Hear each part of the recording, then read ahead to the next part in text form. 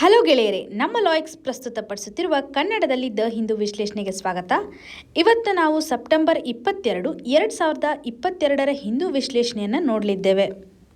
ಇವತ್ತಿನ ಸುದ್ದಿ ವಿಶ್ಲೇಷಣೆಗೂ ಮುಂಚೆ ಇರುವಂತಹ ಸ್ಮಾಲ್ ಅನೌನ್ಸ್ಮೆಂಟ್ ಅಂದರೆ ಲಾ ಎಕ್ಸಲೆನ್ಸ್ ಶಾಡೋ ಮೇನ್ಸ್ 2020 ಪ್ರೋಗ್ರಾಮನ್ನು ಲಾಂಚ್ ಮಾಡಿದ್ದು ಇದೇ ತಿಂಗಳ 24, 25 ಹಾಗೂ 26ನೇ ತಾರೀಕಿನಂದು ಎಕ್ಸಾಮಿನೇಷನನ್ನು ಕಂಡಕ್ಟ್ ಮಾಡಲಾಗುತ್ತೆ.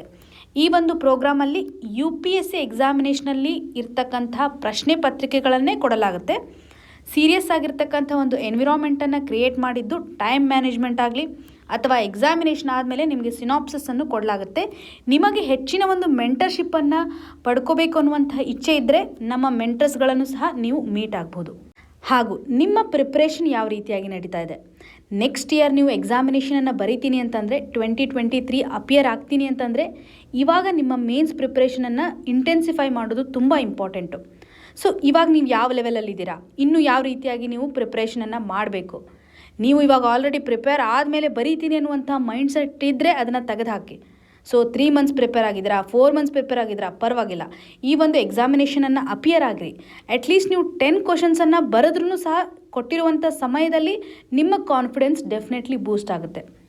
ಸೊ ನಿಮ್ಮ ಪ್ರಿಪ್ರೇಷನ್ಗೆ ಮತ್ತೆ ಒಂದು ಎನರ್ಜಿ ಬರುತ್ತೆ. ಸೊ ನೀವು ಎಲ್ಲಿ ಮಿಸ್ಟೇಕ್ ಮಾಡ್ತಿದ್ದೀರಾ ಅಂತ ನಿಮಗೆ ಗೊತ್ತಾಗುತ್ತೆ. ಸೊ ಸೆಲ್ಫ್ ಅನಲೈಸಿಸ್ ಆದರೂ ಮಾಡ್ಕೊಳ್ಳಿಕ್ಕೆ ಈ ಒಂದು ಶಾಡೋ ಮೇನ್ಸ್ ಟೆಸ್ಟನ್ನು ಅಟೆಂಡ್ ಮಾಡಿ. ಇನ್ನೂ ಹೆಚ್ಚಿನ ಇನ್ಫಾರ್ಮೇಷನ್ ಏನಾದರೂ ಬೇಕಿದ್ದರೆ ಇಲ್ಲಿರ್ತಕ್ಕಂಥ ನಂಬರ್ಗೆ ಕಾಲ್ ಮಾಡಿದರೆ ಅವರು ನಿಮಗೆ ರಿಜಿಸ್ಟ್ರೇಷನನ್ನು ಮಾಡಿಕೊಡ್ತಾರೆ, ಅಥವಾ ಡೈರೆಕ್ಟಾಗಿ ಈ ಒಂದು QR ಕೋಡನ್ನು ಸ್ಕ್ಯಾನ್ ಮಾಡೋದ್ರ ಮುಖಾಂತರ ನೀವೇ ರಿಜಿಸ್ಟ್ರೇಷನನ್ನು ಮಾಡ್ಕೋಬಹುದು. ಇವತ್ತಿನ ಮೊದಲನೇ ಆರ್ಟಿಕಲ್ ಏನಿದೆ, with 90,500 crore PLI plan sun shines on solar cell units. ಈ ಒಂದು ಆರ್ಟಿಕಲನ್ನು ಸಿಲಾಬಸಲ್ಲಿ ನಾವು GS ಪೇಪರ್ 3 ನಡಿನಲ್ಲಿ ಎನ್ವಿರಾನ್ಮೆಂಟ್ ಸೆಕ್ಷನಲ್ಲೂ ಕನೆಕ್ಟ್ ಮಾಡ್ಕೋಬೋದು ಹಾಗೂ ಎಕನಾಮಿ ಸೆಕ್ಷನಲ್ಲೂ ಕನೆಕ್ಟ್ ಮಾಡುವಂಥದ್ದು. ಟೈಟಲ್ ನೋಡಿದ ತಕ್ಷಣ ನಿಮಗೆ ಕ್ಲಿಯರ್ ಆಗುತ್ತೆ. PLI ಪ್ಲಾನ್ಗೆ ಸಂಬಂಧಪಟ್ಟಂತೆ, PLIನ ಫುಲ್ ಫಾರ್ಮ್ ಅಂತಂದರೆ ಪ್ರೊಡಕ್ಷನ್ ಲಿಂಕ್ಡ್ ಇನ್ಸೆಂಟಿವ್ ಸ್ಕೀಮ್ ಅಂತ. ಈ ಒಂದು ಪ್ಲ್ಯಾನ್ಗೆ ಸರ್ಕಾರ ಮಾಡಿರುವಂಥ ಅಲೋಕೇಶನನ್ನು ಕೊಟ್ಟಿದ್ದಾರೆ, ಕ್ಯಾಬಿನೆಟ್ ಅಪ್ರೂವ್ ಮಾಡಿದೆ. ಪರ್ಟಿಕ್ಯುಲರ್ಲಿ ಸೋಲಾರ್ ಸೆಲ್ಸ್ ಯೂನಿಟ್ಗಳನ್ನು ಪ್ರೊಡಕ್ಷನ್ ಮಾಡೋದರಲ್ಲಿ. ಎಕ್ಸಾಮಿನೇಷನ್ ಪರ್ಸ್ಪೆಕ್ಟಿವಲ್ಲಿ PLI ಸ್ಕೀಮ್ ಅಂದರೆ ಏನು, ಇದರ ಒಂದು ಆಬ್ಜೆಕ್ಟಿವ್ ಏನಿದೆ ಅನ್ನೋದು ಇಂಪಾರ್ಟೆಂಟು. ಈಗ ಮಾಡಿರುವಂತಹ ಅಲೋಕೇಶನಿಂದ ನಮ್ಗೆ ಏನು ಬೆನಿಫಿಟ್ ಆಗುತ್ತೆ, ಇವೆರಡು ಆ್ಯಂಗಲನ್ನು ಈ ಒಂದು ಆರ್ಟಿಕಲಲ್ಲಿ ನಾವು ಕವರ್ ಮಾಡಬೇಕು. PLI ಸ್ಕೀಮ್ನ ಒಂದು ಇಂಟೆನ್ಷನ್ ಯಾವ ರೀತಿಯಾಗಿದೆ ಅಂತಂದರೆ ಮ್ಯಾನುಫ್ಯಾಕ್ಚರಿಂಗ್ ಸೆಕ್ಟರನ್ನು ಬೂಸ್ಟ್ ಮಾಡಬೇಕು. ನಾವು ಹೆಚ್ಚು ಕಮೋಡಿಟೀಸ್ಗಳನ್ನು ನಮ್ಮ ದೇಶದಲ್ಲೇ ಪ್ರೊಡಕ್ಷನನ್ನು ಮಾಡಬೇಕು. ಸೊ ಡೊಮೆಸ್ಟಿಕ್ ಮ್ಯಾನುಫ್ಯಾಕ್ಚರಿಂಗ್ ಸೆಕ್ಟರನ್ನು ಬೂಸ್ಟ್ ಮಾಡುವಂಥ ಒಂದು ಇಂಟೆನ್ಷನನ್ನು ಹೊಂದಿದೆ. ಹಾಗೂ ಇಂಪೋರ್ಟ್ ಬಿಲ್ಲನ್ನು ಕಡಿಮೆ ಮಾಡಬೇಕು. ನಮ್ಮ ದೇಶದಲ್ಲೇ ಹೆಚ್ಚಿನ ಒಂದು ಪ್ರೊಡಕ್ಷನ್ ಇದ್ದರೆ ನಾವು ಎಕ್ಸ್ಪೋರ್ಟ್ ಮೇಲೆ ಫೋಕಸ್ ಮಾಡ್ಬೋದು, ಇಂಪೋರ್ಟು ಆಟೋಮೆಟಿಕಲಿ ಕಡಿಮೆ ಆಗುತ್ತೆ ಅನ್ನುವಂಥದ್ದು. ಸೊ ಮ್ಯಾನುಫ್ಯಾಕ್ಚರಿಂಗ್ ಸೆಕ್ಟರನ್ನು ಬೂಸ್ಟ್ ಮಾಡಲಿಕ್ಕೆ ತಂದಿರುವಂತಹ ಈ ಒಂದು ಪ್ರೊಡಕ್ಷನ್ ಲಿಂಕ್ಡ್ ಇನ್ಸೆಂಟಿವ್ಸ್ ಅಂತಂದರೆ ಯಾವುದೇ ಒಂದು ಪ್ರೊಡಕ್ಷನ್ ಯೂನಿಟ್, ಅದರಲ್ಲೂ ಮ್ಯಾನುಫ್ಯಾಕ್ಚರಿಂಗ್ ಸೆಕ್ಟರ್ಗೆ ಬಿಲಾಂಗ್ ಆಗ್ತಕ್ಕಂತಹ ಪ್ರೊಡಕ್ಷನ್ ಯೂನಿಟು ಯಾವ ರೀತಿಯಾಗಿ ಪ್ರೊಡ್ಯೂಸ್ ಮಾಡುತ್ತಲ್ಲ ಅದರ ಮೇಲೆ ಅವ್ರಿಗೆ ನಾವು ಇನ್ಸೆಂಟಿವ್ಸನ್ನು ಕೊಡ್ತಾ ಇದ್ದೀವಿ.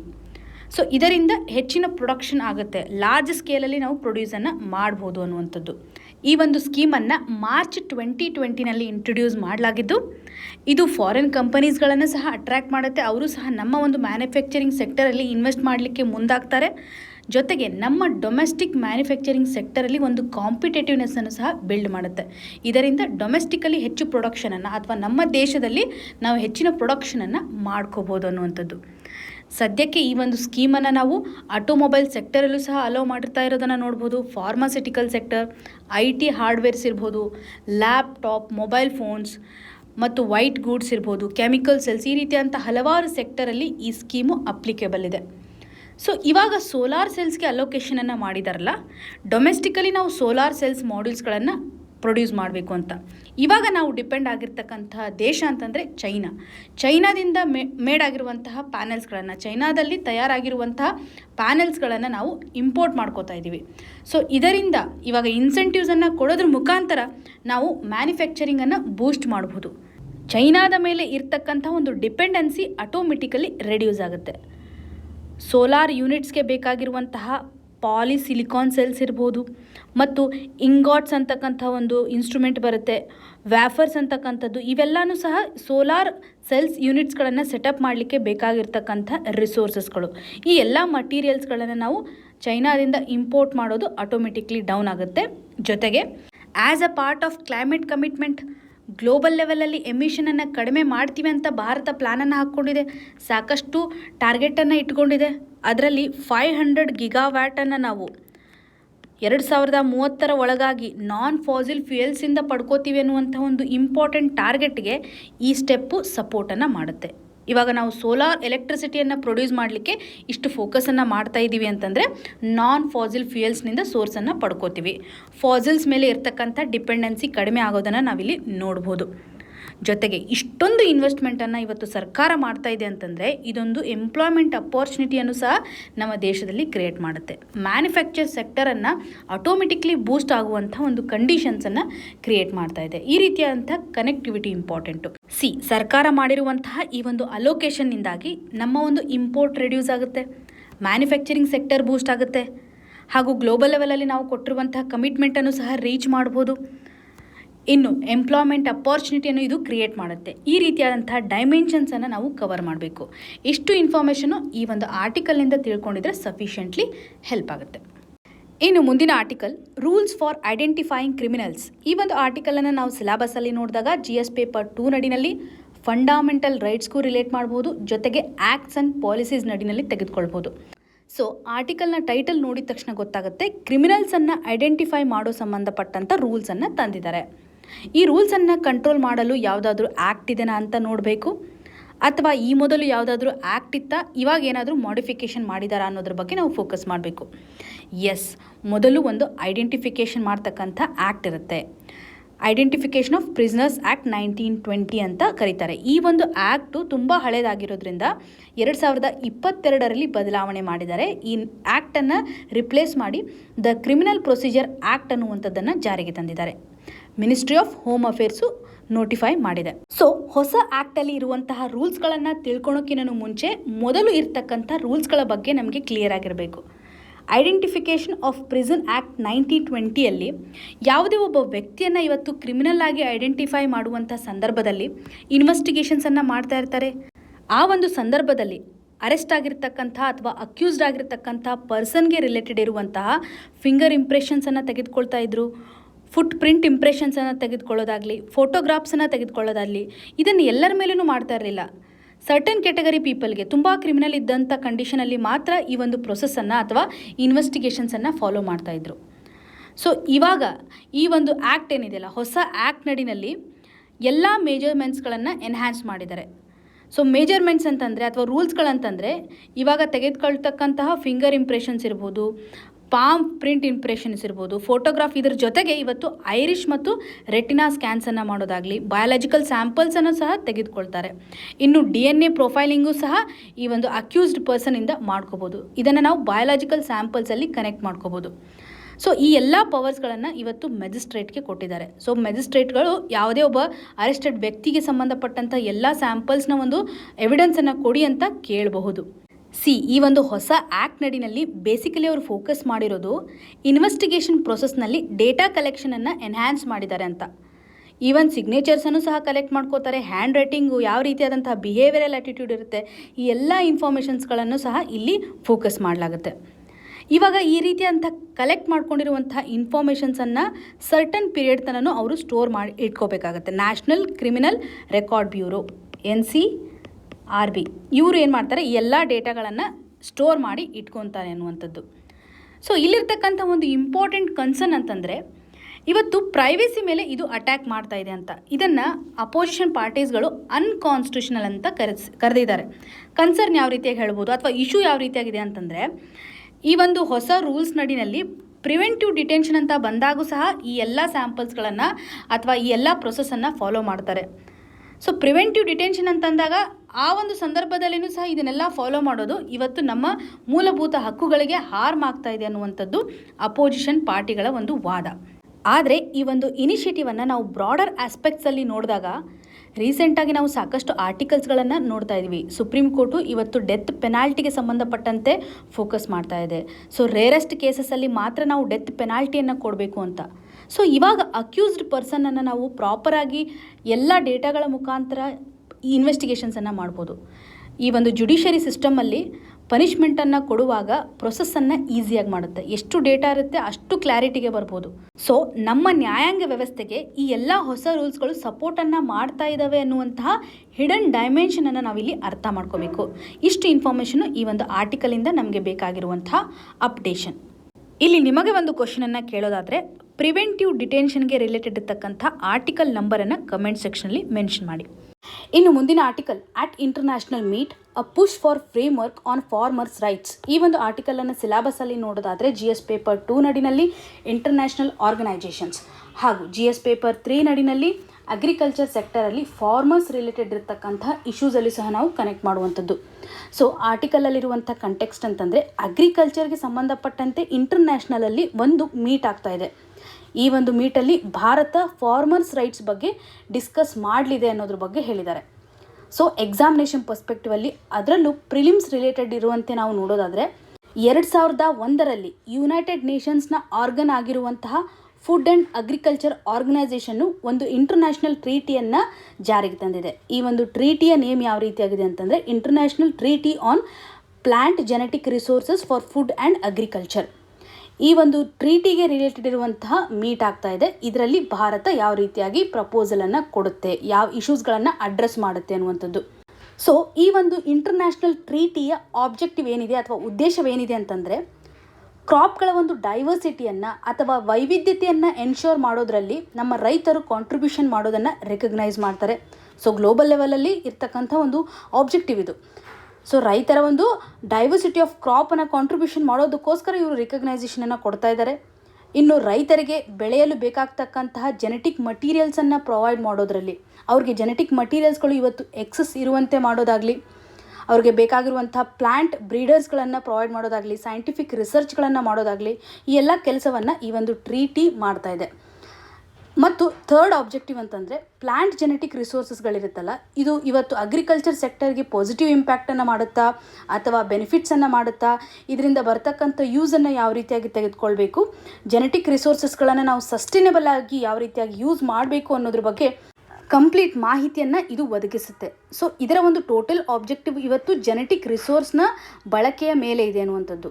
ಈ ಒಂದು ಮೀಟಿಂಗಲ್ಲಿ ಭಾರತ ಏನು ಅಡ್ರೆಸ್ ಮಾಡ್ಬೋದು, ರೈತರ ಹಕ್ಕುಗಳ ಬಗ್ಗೆ ಇವರು ಡಿಸ್ಕಸ್ ಮಾಡಲಿದ್ದಾರೆ, ಹಾಗೂ ಪ್ಲ್ಯಾಂಟ್ ಆ್ಯಂಡ್ ಜೆನೆಟಿಕ್ ರಿಸೋರ್ಸಸ್ಗಳನ್ನು ಯಾವ ರೀತಿಯಾಗಿ ಬಳಕೆ ಮಾಡ್ಕೋಬೇಕು, ಅಗ್ರಿಕಲ್ಚರ್ ಸೆಕ್ಟರ್ಗೆ ಯಾವ ರೀತಿಯಾಗಿ ಕಾಂಟ್ರಿಬ್ಯೂಷನನ್ನು ಮಾಡಬೇಕು ಅನ್ನುವಂಥ ನಿಟ್ಟಿನಲ್ಲಿ ಟೆಕ್ನಾಲಜಿಯನ್ನು ನಾವು ಅಡಾಪ್ಟ್ ಮಾಡ್ಕೋಬೇಕು. ಯಾವ ಟೆಕ್ನಾಲಜಿ ಅಂತಂದರೆ ಗ್ಲೋಬಲ್ ಇನ್ಫಾರ್ಮೇಷನ್ ಸಿಸ್ಟಮ್. ಸೊ ಇದನ್ನು ಇಂಪ್ಲಿಮೆಂಟ್ ಮಾಡೋದ್ರ ಮುಖಾಂತರ ನಾವು ಅಗ್ರಿಗೆ ರಿಲೇಟೆಡ್ ಇರ್ತಕ್ಕಂಥ ಪ್ರೊಡಕ್ಷನನ್ನು ಅಥವಾ ರಿಸರ್ಚನ್ನು ಎನ್ಹ್ಯಾನ್ಸ್ ಮಾಡಬೇಕು, ಕೆಪಾಸಿಟಿ ಬಿಲ್ಡಿಂಗನ್ನು ತರಬೇಕು ಅನ್ನೋದ್ರ ಬಗ್ಗೆ ಪ್ರಪೋಸಲನ್ನು ನೀಡಲಿದ್ದಾರೆ. ಸೊ 2017ರಲ್ಲಿ ಫಾರ್ಮರ್ಸ್ ರಿಲೇಟೆಡ್ ಇರ್ತಕ್ಕಂಥ ಇಶ್ಯೂಸನ್ನು ಅಡ್ರೆಸ್ ಮಾಡಲಿಕ್ಕೆ ಒಂದು ಎಕ್ಸ್ಪರ್ಟ್ ಗ್ರೂಪನ್ನು ಸೆಟಪ್ ಮಾಡಲಾಗಿದ್ದು, ಅವರು ಪ್ರಾಪರಾಗಿ ಒಂದು ರಿಸರ್ಚನ್ನು ಮಾಡ್ತಾ ಇದ್ದಾರೆ. ಪ್ಯಾಂಡಮಿಕ್ ಕಂಡೀಷನಲ್ಲಿ ರೈತರ ಒಂದು ಪರಿಸ್ಥಿತಿ ಯಾವ ರೀತಿಯಾಗಿರುತ್ತೆ, ಫ್ಯೂಚರ್ ಡೇಸಲ್ಲಿ ನಾವು ರೈತರ ಒಂದು ರೈಟ್ಸನ್ನು ಯಾವ ರೀತಿಯಾಗಿ ಒದಗಿಸಬೇಕು, ಈ ರೀತಿಯಾದಂಥ ಎಲ್ಲ ಇನ್ಫಾರ್ಮೇಷನ್ಸ್ಗಳನ್ನು ಈ ಮೀಟಲ್ಲಿ ಪ್ರಪೋಸಲನ್ನು ಕೊಡಬಹುದಾಗಿ. ಸೊ ಪರೀಕ್ಷಾ ದೃಷ್ಟಿಕೋನದಿಂದ ನಮಗೆ ಬೇಕಾಗಿರುವಂಥ ಇನ್ಫಾರ್ಮೇಷನ್ ಅಂತಂದರೆ, ಈ ಒಂದು ಇಂಟರ್ನ್ಯಾಷನಲ್ ಟ್ರೀಟಿ, ಭಾರತ ಇದಕ್ಕೆ ಸಿಗ್ನೇಟರಿ ಇದೇನೋ ಇಲ್ವೋ ಅನ್ನೋದ್ರ ಬಗ್ಗೆ ಕ್ಲಿಯರಾಗಿ ಗೊತ್ತಿರಬೇಕು. Objective important. ಮೇನ್ಸಲ್ಲಿ ಜೆನೆಟಿಕ್ ರಿಸೋರ್ಸ್ಗೆ ಸಂಬಂಧಪಟ್ಟಂಥ ಕ್ವಶನ್ ಏನಾದರೂ ಕೇಳಿದಾಗ ಇಲ್ಲಿರುವಂಥ ಡೈಮೆನ್ಷನ್ಸ್ಗಳನ್ನು ಈಸಿಯಾಗಿ ನೀವು ಬಳಕೆ ಮಾಡ್ಕೋಬೋದು. ಈ ಒಂದು ಆರ್ಗನೈಜೇಷನ್ನ ಉದ್ದೇಶವಾಗಿ ನೀವು ಹೇಳೋದ್ರ ಮುಖಾಂತರ ಗ್ಲೋಬಲ್ ಲೆವೆಲಲ್ಲಿ ಈ ಒಂದು ಜೆನೆಟಿಕ್ ರಿಸೋರ್ಸ್ ಮೇಲೆ ಯಾವ ರೀತಿಯಾಗಿ ಆರ್ಗನೈಜೇಷನ್ಸ್ಗಳಿದ್ದಾವೆ, ಯಾವ ರೀತಿಯಾಗಿ ಇಂಟೆನ್ಷನ್ಸ್ಗಳಿದ್ದಾವೆ ಅನ್ನೋದ್ರ ಬಗ್ಗೆ ನೀವಲ್ಲಿ ಬಳಕೆ ಮಾಡ್ಕೋಬೋದು. ಇನ್ನು ಪ್ರಿಲಿಮ್ಸಲ್ಲಿ ಡೈರೆಕ್ಟಾಗಿ ಟ್ರೀಟಿ ಬಗ್ಗೆ ಮಾತಾಡ್ಬೋದು. ಭಾರತ ಸಿಗ್ನೇಟರಿ ಇದೇನೋ ಇಲ್ವೋ ಅನ್ನೋದ್ರ ಮೇಲೆ ಕ್ವಶನನ್ನು ಸ್ಟೇಟ್ಮೆಂಟ್ ವೈಸ್ ಫ್ರೇಮ್ ಮಾಡ್ಬೋದು, ಅಥವಾ ಯಾವುದಾದ್ರೂ ಆಪ್ಷನಲ್ಲಿ ಈ ಒಂದು ಟ್ರೀಟಿಯನ್ನು ಸಹ ಮೆನ್ಷನ್ ಮಾಡ್ಬೋದು. ಇನ್ನು ಮುಂದಿನ ಆರ್ಟಿಕಲ್, ಟ್ರೇಡ್ ಟ್ಯಾಕ್ಟಿಕ್ಸ್. ಈ ಒಂದು ಆರ್ಟಿಕಲನ್ನು ಸಿಲೆಬಸಲ್ಲಿ GS ಪೇಪರ್ 3 ನಡಿನಲ್ಲಿ ಎಕ್ಸ್ಟರ್ನಲ್ ಸೆಕ್ಟರ್ಗೆ ನಾವು ಕನೆಕ್ಟ್ ಮಾಡ್ಕೋಬೋದು, ಹಾಗೂ GS ಪೇಪರ್ 2 ನಡಿನಲ್ಲಿ ಗೌರ್ಮೆಂಟ್ ಪಾಲಿಸೀಸ್ ಆ್ಯಂಡ್ ಇಂಟರ್ವೆನ್ಷನ್ಸಲ್ಲೂ ಸಹ ಕನೆಕ್ಟ್ ಮಾಡುವಂಥದ್ದು. ಸೊ ಆರ್ಟಿಕಲಲ್ಲಿರುವಂಥ ಕಂಟೆಕ್ಸ್ಟ್ ಅಂತಂದರೆ, government soon new foreign trade ಪಾಲಿಸಿಯನ್ನು 2022ರ ಒಂದು ಪಾಲಿಸಿಯನ್ನು ರಿಲೀಸ್ ಮಾಡ್ತಾ ಇದೆ ಅನ್ನುವಂಥದ್ದು. ಈ ಒಂದು ಕಮ್ಮಿಂಗ್ ವೀಕಲ್ಲಿ ಬರುತ್ತೆ ಅನ್ನೋದ್ರ ಬಗ್ಗೆ ಮೆನ್ಷನ್ ಮಾಡಿದ್ದಾರೆ. ಯಾವ ರೀತಿಯಾಗಿ ಈ ಒಂದು ಫಾರಿನ್ ಪಾಲಿಸಿ ಫೋಕಸ್ ಮಾಡಬೇಕು ಅನ್ನೋದ್ರ ಮೇಲೆ ಬರೆದಿದ್ದಾರಲ್ಲ, ಆ ಒಂದು ಡೈಮೆನ್ಷನ್ಸನ್ನು ನಾವು ಬಳಕೆ ಮಾಡ್ಕೋಬೋದು. ಡೀಟೇಲ್ ಆಗಿ ನಮಗೆ ಪಾಲಿಸಿಯಲ್ಲಿರ್ತಕ್ಕಂಥ ಫೀಚರ್ಸ್ಗಳನ್ನು ಅಥವಾ ಭಾರತದ ಒಂದು ಪ್ರೊಜೆಕ್ಷನನ್ನು ಕೊಟ್ಟಿಲ್ಲ ಇದರಲ್ಲಿ. ಕೇವಲ ಮೊದಲು ಯಾವ ರೀತಿಯಾಗಿ ಪಾಲಿಸಿ ಇತ್ತು, 2015ರಲ್ಲಿ ನಾವು ಪಾಲಿಸಿಯನ್ನು ತಂದಿದ್ವಿ. 5 ವರ್ಷದವರೆಗೂ ಸಹ ಈ ಒಂದು ಪಾಲಿಸಿ ಕಂಟಿನ್ಯೂಷನ್ ಆಗ್ತಿತ್ತು. ಪ್ಯಾಂಡಮಿಕ್ನಿಂದಾಗಿ ಮತ್ತೆ ಇದನ್ನು ಕಂಟಿನ್ಯೂಷನನ್ನು ಮಾಡಿದ್ದೀವಿ. ಇವಾಗ 2022ರಲ್ಲಿ ಹೊಸ ಒಂದು ಪಾಲಿಸಿ ತರ್ತಾರೆ. ಸೊ ಸೂನ್ ಇದನ್ನು ರಿಲೀಸ್ ಮಾಡ್ತಾರೆ. ಯಾವ ರೀತಿಯಾಗಿ ಫೋಕಸ್ ಮಾಡಬೇಕು ಈ ಒಂದು ಫಾರಿನ್ ಪಾಲಿಸಿಯನ್ನು ತರುವಾಗ ಅಂತಂದರೆ, ಒಂದು ಭಾರತ ಇಂಟ್ರೆಸ್ಟ್ ರೇಟ್ ಬಗ್ಗೆ ಬದಲಾವಣೆಯನ್ನು ಮಾಡಬೇಕು. ಇವಾಗ ಕೆಲವೊಂದು ಇಂಡಸ್ಟ್ರೀಸ್ಗಳ ಕೀ ಕನ್ಸರ್ನನ್ನು ಅಡ್ರೆಸ್ ಮಾಡೋದ್ರ ಮುಖಾಂತರ ಇಂಟ್ರೆಸ್ಟ್ ರೇಟು ಗ್ಲೋಬಲ್ ಲೆವೆಲಲ್ಲಿ ಇರ್ಬೋದು ಅಥವಾ ಡೊಮೆಸ್ಟಿಕ್ ಲೆವೆಲಲ್ಲಿ ತುಂಬ ಇಂಪ್ಯಾಕ್ಟನ್ನು ಮಾಡ್ತಾ ಇದೆ. ಇದನ್ನು ಅಡ್ರೆಸ್ ಮಾಡೋದಕ್ಕೋಸ್ಕರ ಕೀ ಕನ್ಸರ್ನ್ಸ್ಗಳನ್ನು ಅಡ್ರೆಸ್ ಮಾಡಬೇಕು ಅನ್ನುವಂಥದ್ದು. ಬೇಸಿಕಲಿ ನಾವು ಎಕ್ಸ್ಪೋರ್ಟ್ ಮೇಲೆ ಹೆಚ್ಚು ಫೋಕಸ್ ಮಾಡಬೇಕು. ಇವಾಗ ನಮ್ಮೊಂದು ಟ್ರೇಡ್ ಡೆಫಿಸಿಟನ್ನು ಕಡಿಮೆ ಮಾಡಬೇಕಂತಂದರೆ ನಾವು ಎಕ್ಸ್ಪೋರ್ಟನ್ನು ಎನ್ಹ್ಯಾನ್ಸ್ ಮಾಡಬೇಕು. ಸೊ ರೆವೆನ್ಯೂವನ್ನು ಸಹ ಇಲ್ಲಿ ಬ್ಯಾಲೆನ್ಸ್ ಆಗಿ ತರೋದ್ರಲ್ಲೂ ಅದರಲ್ಲೂ ಯಾವ್ಯಾವ ಸೆಕ್ಟರ್ಸ್ ಮೇಲೆ ಇವರು ಫೋಕಸ್ ಮಾಡಬೇಕು, ಗ್ರೋತ್ ಆಗ್ತಕ್ಕಂಥ ಫಾರ್ಮಾ ಸೆಕ್ಟರ್ಸು, ಕೆಮಿಕಲ್ಸು, ಐರನ್ ಇರ್ಬೋದು, ಸ್ಟೀಲ್ ಇಂಡಸ್ಟ್ರೀಸ್, ಈ ರೀತಿಯಾದಂಥ ಇಂಪಾರ್ಟೆಂಟ್ ಇಂಡಸ್ಟ್ರೀಸ್ ಮೇಲೆ ನಾವು ಹೆಚ್ಚಿನ ಒಂದು ಫೋಕಸನ್ನು ಮಾಡಬೇಕು ಅಂತ. ಹಾಗೂ ಇಂಟರ್ನ್ಯಾಷನಲ್ ಲೆವೆಲಲ್ಲಿ ನಾವು ಬೇರೆ ಒಂದು ಗ್ರೂಪಿಂಗ್ ಜೊತೆಗೆ ಮಾಡ್ತಕ್ಕಂಥ ಒಂದು ಕಮಿಟ್ಮೆಂಟ್ ಇರ್ಬೋದು, ಅಥವಾ ಇಂಡಿವಿಜುವಲ್ ಕಂಟ್ರಿ ಜೊತೆ ಮಾಡ್ತಕ್ಕಂಥ ಒಂದು ಬೈಲ್ಯಾಟ್ರಲ್ ಕಮಿಟ್ಮೆಂಟ್ ಇರ್ಬೋದು. ಇವಾಗ ಗಲ್ಫ್ ಕೋಆಪ್ರೇಷನ್ ಕೌನ್ಸಿಲ್ ಅಂತ ಬಂದಾಗ ಭಾರತ ಯಾವ ರೀತಿಯಾದಂಥ ಟಾಕ್ಸನ್ನು ಮಾಡ್ತಾ ಇದೆ. ಹಾಗೂ ಈ ಒಂದು ಇಂಡೋ ಪೆಸಿಫಿಕ್ ಎಕನಾಮಿಕ್ ಫ್ರೇಮ್ವರ್ಕನ್ನು ನಾವು ನೋಡಿದಾಗ ನಾವು ಹಿಂದೆ ತೆಗೆದುಕೊಂಡಿರುವಂಥದ್ದನ್ನು ನೋಡ್ತಾ ಇದ್ದೀವಿ. ಸೊ ಭಾರತದ ಒಂದು ಪ್ರೊಜೆಕ್ಷನನ್ನು ನಾವು ಡೊಮೆಸ್ಟಿಕ್ ಲೆವೆಲಲ್ಲಿ ಇಂಪ್ರೂವ್ ಆಗೋ ಥರನೂ ಮಾಡಬೇಕು, ಜೊತೆಗೆ ಇಂಟರ್ನ್ಯಾಷನಲ್ಲಿ ಸಹ ಸ್ಟೇಬಲ್ ಆಗಿರ್ತಕ್ಕಂಥ ಒಂದು ಡಿಸಿಷನನ್ನು ಅಥವಾ ರೂಲ್ಸ್ಗಳನ್ನು ಈ ಒಂದು ಹೊಸ ಪಾಲಿಸಿನಲ್ಲಿ ತರಬೇಕು ಅನ್ನುವಂಥ ಒಂದು ಪಾಸಿಟಿವ್ ವ್ಯೂವನ್ನು ಕೊಟ್ಟಿದ್ದಾರೆ ಅಷ್ಟೇ. ಎಕ್ಸಾಮಿನೇಷನ್ ಪರ್ಸ್ಪೆಕ್ಟಿವಲ್ಲಿ ಬೇಕಾಗಿರುವಂಥ ಇನ್ಫಾರ್ಮೇಷನ್ನು ಮುಂದಿನ ದಿನಗಳಲ್ಲಿ ಬರುತ್ತೆ. ಮತ್ತು ನಾವು ಆ ಒಂದು ಆರ್ಟಿಕಲನ್ನು ತೆಗೆದುಕೊಂಡು ಹೊಸ ಫೀಚರ್ಸ್ಗಳು ಏನಿದ್ದಾವೆ, ಈ ಒಂದು ಪಾಲಿಸಿ ನಡಿಯಲ್ಲಿ ಯಾವ ರೀತಿಯಂಥ ರೂಲ್ಸ್ಗಳು ಬರ್ಬೋದು, ಭಾರತದ ಒಂದು ಎಕನಾಮಿಕ್ ಸ್ಟ್ಯಾಂಡ್ ಯಾವ ರೀತಿಯಾಗಿರುತ್ತೆ ಅನ್ನೋದನ್ನು ಮತ್ತೆ ಅಪ್ಡೇಟ್ ಮಾಡ್ತಾ ಹೋಗೋಣ. ಇವತ್ತಿನ ಆರ್ಟಿಕಲಲ್ಲಿ ಇಷ್ಟು ಇನ್ಫಾರ್ಮೇಷನ್ ನಮಗೆ ಸಾಕು. ಇನ್ನು ಮುಂದಿನ article, what ails the current approach to Ayurveda and what needs to be done. ಈ ಒಂದು ಆರ್ಟಿಕಲನ್ನು ಸಿಲೆಬಸ್ಸಲ್ಲಿ GS ಪೇಪರ್ 2 ನಡಿನಲ್ಲಿ ಹೆಲ್ತ್ ರಿಲೇಟೆಡ್ ಇರ್ತಕ್ಕಂಥ ಇಶ್ಯೂಸ್ಗೆ ಕನೆಕ್ಟ್ ಮಾಡುವಂಥದ್ದು. ಸೊ ಕಂಟೆಕ್ಸ್ಟ್ ಯಾವ ರೀತಿಯಾಗಿದೆ ಅಂತಂದರೆ, ನ್ಯಾಷನಲ್ ಮೆಡಿಕಲ್ ಕಮಿಷನ್ ಕೊಟ್ಟಿರುವಂಥ ಒಂದು ಪ್ರಪೋಸಲ್ ಬಗ್ಗೆ ಓವರ್ ವ್ಯೂವನ್ನು ಕೊಟ್ಟಿದ್ದಾರೆ. ಸೊ ಇದರಿಂದ ಏನು ಕಾನ್ಸಿಕ್ವೆನ್ಸಸ್ ಆಗ್ಬೋದು ಅನ್ನುವಂಥ ಒಂದು ಡೈಮೆನ್ಷನನ್ನು ನಾವು ಈ ಒಂದು ಆರ್ಟಿಕಲಿಂದ ತೆಗೆದುಕೊಳ್ಬೇಕು. ಕಂಪ್ಲೀಟ್ ಪ್ರೊಸೆಸ್ಸು ಅಥವಾ ಕಂಪ್ಲೀಟ್ ಆರ್ಟಿಕಲಲ್ಲಿರುವಂಥ ಇನ್ಫಾರ್ಮೇಷನು ನಮಗೆ ಅಷ್ಟೊಂದು ಬೆನಿಫಿಟ್ ಆಗಲ್ಲ. ಏನು ಪ್ರಪೋಸಲ್ ಮಾಡಿದ್ದಾರೆ, ಸೊ ಏನು ಆಗ್ಬೋದು ಅನ್ನುವಂಥ ಒಂದು consequences. Okay, national medical commission ಅವರು ಮಾಡಿರುವಂಥ ಪ್ರಪೋಸಲ್ ಅಂತಂದರೆ ಮಾಡರ್ನ್ ಮೆಡಿಸನನ್ನು ಇವತ್ತು ಆಯುರ್ವೇದ ಸಿಸ್ಟಮ್ ಹಾಗೂ ಹೋಮಿಯೋಪತಿಗೆ ಮಿಕ್ಸ್ ಮಾಡಬೇಕು ಅಂತ. ಮೆಡಿಕಲ್ ಕಾಲೇಜಸ್ಗಳಲ್ಲಿ ಒಂದು ಡಿಪಾರ್ಟ್ಮೆಂಟನ್ನು ಸೆಟಪ್ ಮಾಡ್ತಾ ಇದ್ದಾರೆ, ಇಂಟಿಗ್ರೇಟಿವ್ ಮೆಡಿಕಲ್ ರಿಸರ್ಚ್ ಅಥವಾ ಮೆಡಿಸಿನ್ ರಿಸರ್ಚ್ ಅಂತ. ಇದರಲ್ಲಿ ಮಾಡರ್ನ್ ಮೆಡಿಸಿನ್ ಇರುತ್ತೆ, ಆಯುರ್ವೇದ ಇರುತ್ತೆ, ಹೋಮಿಯೋಪತಿ ಇರುತ್ತೆ. ಇದರ ಒಂದು ಇಂಟೆನ್ಷನ್ ಏನಿದೆ ಅಂತಂದರೆ, ಸೊ ನಾವು ಟ್ರೆಡಿಷ್ನಲ್ ಮೆಡಿಸನ್ನ ಪ್ರಾಕ್ಟೀಸ್ ಮಾಡೋದ್ರ ಮುಖಾಂತರ ಇವಾಗ ಸದ್ಯಕ್ಕಿರ್ತಕ್ಕಂಥ ಒಂದು ಮಾಡರ್ನ್ ಮೆಡಿಸನ್ಗೆ ಒಂದು ಸಪೋರ್ಟ್ ಸಿಗುತ್ತೆ. ಸೊ ನಾಲೆಜ್ ಬೇಸ್ಡ್ ಇರ್ತಕ್ಕಂಥ ಒಂದು ಸಿಸ್ಟಮನ್ನು ಸಪೋರ್ಟ್ ಮಾಡ್ಬೋದು ಅನ್ನುವಂಥದ್ದು. ಸೊ ಏನು ಚಾಲೆಂಜಸ್ ಆಗ್ಬೋದು, ಇನಿಷಿಯೇಟಿವ್ ಏನೋ ಚೆನ್ನಾಗಿದೆ, ಚಾಲೆಂಜಸ್ ಯಾವ ರೀತಿಯಾಗಿ ಆಗುತ್ತೆ ಅಂದರೆ, ಇವಾಗ ನಾವು ಆಯುರ್ವೇದ ಹೋಮಿಯೋಪತಿ ಇವನ್ನೆಲ್ಲ ನೋಡಿದಾಗ ನಮ್ಮ ಟ್ರೆಡಿಷ್ನಲ್ ಆಸ್ಪೆಕ್ಟ್ಸನ್ನು ಇಲ್ಲಿ ಕವರ್ ಮಾಡಿರ್ತಾರೆ. ಹೆಚ್ಚಿನ ಒಂದು ಥೆರಾಟಿಕಲ್ ಆಸ್ಪೆಕ್ಟ್ಸ್ ಇದೆ. ಪ್ರಾಕ್ಟಿಕ್ಯಾಲಿಟಿ ಅಂತ ಬಂದಾಗ ಇಮಿಡಿಯೇಟ್ ಸೊಲ್ಯೂಷನನ್ನು ಇದು ಕೊಡುವಂತಿಲ್ಲ. ಸೊ ಮಾಡರ್ನ್ ಫಿಸಿಯಾಲಜಿ ಬೇರೆ ಇದೆ. ಸೊ ಈ ಎಲ್ಲ ಆಸ್ಪೆಕ್ಟ್ಸ್ಗಳು ತುಂಬ ಹಳೆ ಕಾಲದಲ್ಲಿದ್ದು, ಆ ಒಂದು ಸಂದರ್ಭದಲ್ಲಿ ವೈದ್ಯಕೀಯ ಕ್ಷೇತ್ರ ಯಾವ ರೀತಿಯಾಗಿ ಡಿಮ್ಯಾಂಡ್ ಮಾಡಿರುತ್ತೆ, ಸೊ ಅಲ್ಲಿರ್ತಕ್ಕಂಥ ಒಂದು ಆರೋಗ್ಯ ಯಾವ ರೀತಿಯಾಗಿ ಡಿಮ್ಯಾಂಡ್ ಮಾಡಿರುತ್ತೆ, ಇದ್ರ ಬೇಸ್ಡ್ ಮೇಲೆ ಅವರು ಥೆರಾಟಿಕಲ್ ಆಸ್ಪೆಕ್ಟ್ಸನ್ನು ಪ್ರಿಪೇರ್ ಮಾಡಿರೋದಿದೆ. ಇವಾಗ ಇರುವಂತಹ ಒಂದು ಕರೆಂಟ್ ಸಿಚುವೇಷನನ್ನು ಇದು ಸಪೋರ್ಟ್ ಮಾಡಲ್ಲ ಅನ್ನುವಂಥ ಒಂದು ಚಾಲೆಂಜ್ ಆಗಿ ನಾವು ಕನ್ಸಿಡರ್ ಮಾಡಬೇಕು. ಸೊ ನಮ್ಮ ಒಂದು ಎಜುಕೇಷನ್ ಸಿಸ್ಟಮಲ್ಲಿಯೂ ಸಹ ನಾವು ಬದಲಾವಣೆಯನ್ನು ಮಾಡಬೇಕಾಗತ್ತೆ. ಇದೊಂದು ಔಟ್ಡೇಟೆಡ್ ಐಡಿಯಾ ಆಗಿರಬಹುದು ಅನ್ನುವಂಥದ್ದನ್ನು ಹೇಳಿದ್ದಾರೆ. ಹಾಗೂ ಈ ಒಂದು ಆಯುರ್ವೇದ ಮತ್ತು ಹೋಮಿಯೋಪತಿಯಲ್ಲಿರ್ತಕ್ಕಂಥ ಟೆಕ್ಸ್ಟನ್ನು ನಾವು ಡೀಪಾಗಿ ಅನಲೈಸ್ ಮಾಡಲಿಕ್ಕೆ ಟ್ರೈ ಮಾಡಿದರೆ ಅಥವಾ ಅಂಡರ್ಸ್ಟ್ಯಾಂಡ್ ಮಾಡ್ಕೊಳ್ಳಿಕ್ಕೆ ಟ್ರೈ ಮಾಡಿದರೆ, ಯಾವುದೇ ಒಂದು ಬಯಾಲಜಿಕಲ್ ಪ್ರೊಸೆಸನ್ನು ತೆಗೆದುಕೊಂಡಾಗ ಡೀಟೇಲ್ ಆಗಿರುವಂಥ ಒಂದು ಅಪ್ರೋಚ್ ಇಲ್ಲ. ಯಾವ ರೀತಿಯಾಗಿ ಅದು ಹೆಲ್ತ್ಗೆ ಕನೆಕ್ಟ್ ಆಗಿದೆ, ಇಲ್ನೆಸ್ಗೆ ಕನೆಕ್ಟ್ ಆಗಿರತಕ್ಕಂಥ ಬ್ರಾಡರ್ ಆಸ್ಪೆಕ್ಟ್ಸ್ ಇಲ್ಲ ಅನ್ನುವಂಥದ್ದು. ಅಂಡರ್ಸ್ಟ್ಯಾಂಡಿಂಗ್ಗೆ ಸಂಬಂಧಪಟ್ಟಂತೆ ಕಡಿಮೆ ಇನ್ಫಾರ್ಮೇಷನ್ಸನ್ನು ನಾವಿಲ್ಲಿ ನೋಡ್ಬೋದು. ಇದು ಹೇಗೆ ಇವತ್ತು ಮಾಡರ್ನ್ ಮೆಡಿಸನ್ಗೆ ಸಪೋರ್ಟ್ ಆಗ್ತಾ ಇದೆ ಅನ್ನುವಂಥದ್ದು ಒಂದು ಚಾಲೆಂಜ್. ಈ ಒಂದು ಆಯುರ್ವೇದ ಇರ್ಬೋದು ಅಥವಾ ಹೋಮಿಯೋಪತಿ ಪ್ರಾಕ್ಟೀಸಸ್ ಇರ್ಬೋದು, ಲೈಫ್ ಸ್ಟೈಲ್ ರಿಲೇಟೆಡ್ ಇರತಕ್ಕಂತಹ ಇಶ್ಯೂಸ್ಗಳನ್ನು ಅಡ್ರೆಸ್ ಮಾಡ್ತವೆ. ಅದರಲ್ಲೂ ಲಾಂಗ್ ಟರ್ಮ್ ಅಪ್ರೋಚಸ್ಗಳಿಗೆ ಇದು ಹೆಲ್ಪ್ ಆಗುತ್ತೆ. ಇಮಿಡಿಯೇಟ್ ಆ್ಯಕ್ಷನ್ಸ್ ಅಂತ ಬಂದಾಗ, ಅರ್ಜೆನ್ಸಿ ಅಂತ ಬಂದಾಗ ವೈದ್ಯಕೀಯ ಕ್ಷೇತ್ರದಲ್ಲಿ ಮಾಡರ್ನ್ ಮೆಡಿಸಿನ್ಸ್ಗಳು ಹೆಚ್ಚಿನ ಒಂದು ಇಂಪಾರ್ಟೆನ್ಸನ್ನು ಹೊಂದಿದ್ದಾವೆ ಅನ್ನುವಂಥದ್ದು.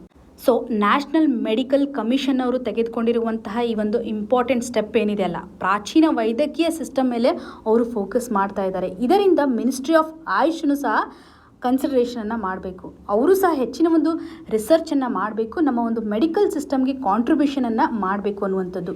ಸೊ ಥೆರಾಟಿಕಲ್ ಆಸ್ಪೆಕ್ಟ್ಸ್ ಇದ್ದರೂ ಸಹ ನಾವು ಹೆಚ್ಚಿನ ಒಂದು ರಿಸರ್ಚನ್ನು ಮಾಡೋದ್ರ ಮುಖಾಂತರ ಪರ್ಪಸನ್ನು ಐಡೆಂಟಿಫೈ ಮಾಡ್ಬೋದು, ಬೇಸಿಕ್ ಟ್ರುತ್ತನ್ನು ಇಲ್ಲಿ ಐಡೆಂಟಿಫೈ ಮಾಡ್ಬೋದು ಅನ್ನುವಂಥದ್ದು.